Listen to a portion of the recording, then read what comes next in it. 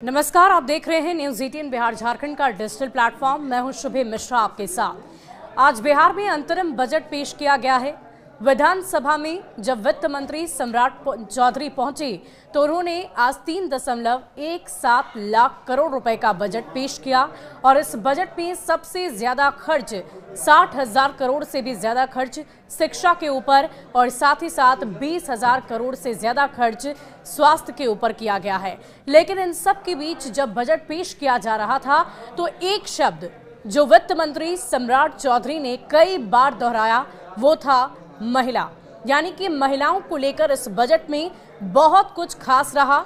और आपको बता दें कि हाल ही में जिन भी राज्यों में चुनाव हुए हैं वहां पर महिलाओं का खास ख्याल रखा गया है।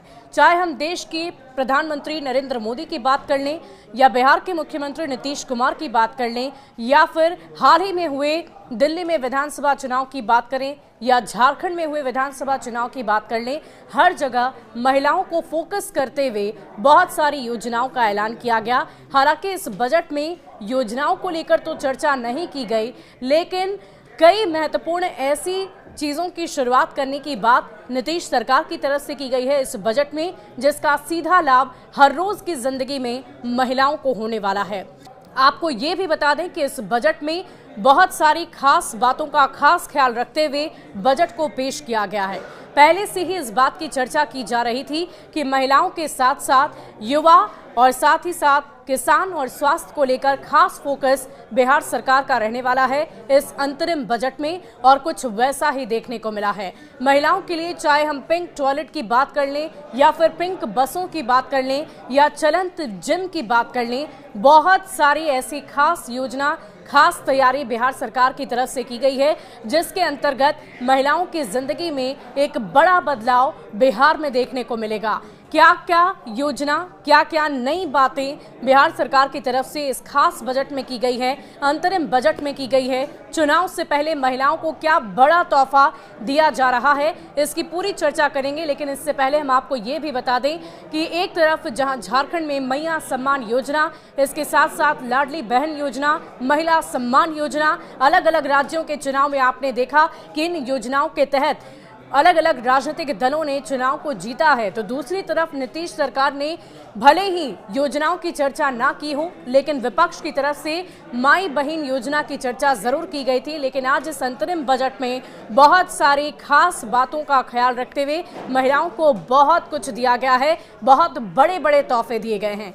क्या ये तोहफे बिहार सरकार की तरफ से आज के इस अंतरिम बजट में महिलाओं के लिए पेश किए गए हैं, इसकी पूरी जानकारी आपको विस्तार से देते हैं। वित्त मंत्री सम्राट चौधरी ने विधानसभा में 3.17 लाख करोड़ रुपए का बिहार का बजट पेश किया। 52 नई घोषणाएं की गई इस बजट में। महिलाओं के लिए कई बड़ी बड़ी घोषणाएं हुई है, जिनमें स्टेट रोड ट्रांसपोर्ट कॉरपोरेशन में महिलाओं को नौकरी में 33% तक आरक्षण दिया जाएगा। महिलाओं के लिए पिंक टॉयलेट बनाए जाएंगे। बड़े शहरों में पिंक बस सर्विस शुरू होगी जो महिलाओं के लिए ही होगी। इसमें ड्राइवर और कंडक्टर भी महिलाएं होंगी। सरकार की ओर से हर पंचायत में विवाह मंडप भी बनाया जाएगा, जहां गरीब लड़कियों की शादी कराई जाएगी। प्रमुख शहरों में कामकाजी महिलाओं की सुरक्षा एवं स्वस्थ वातावरण देने के लिए हॉस्टल भी खुलेंगे। वहीं किसानों के लिए बड़ा ऐलान करते हुए वित्त मंत्री ने यह भी कहा कि सरकार एमएसपी पर अरहर, मूंग और उड़द की दाल खरीदेगी।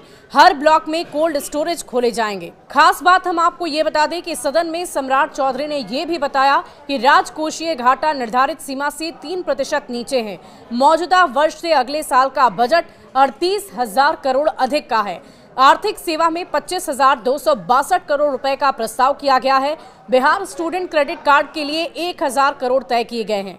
नीतीश सरकार 2,819 करोड़ रुपए का लोन चुकाएगी और इसमें से 1,600 करोड़ केंद्र को देने हैं। तो महिलाओं के लिए जो प्रमुख घोषणाएं की गई हैं, इसके ऊपर एक नजर और डाल लेते हैं। राज्य के प्रमुख शहरों में महिलाओं के लिए पिंक बस का परिचालन किया जाएगा, जिसमें सवारी, चालक और कंडक्टर सभी महिलाएं होंगी।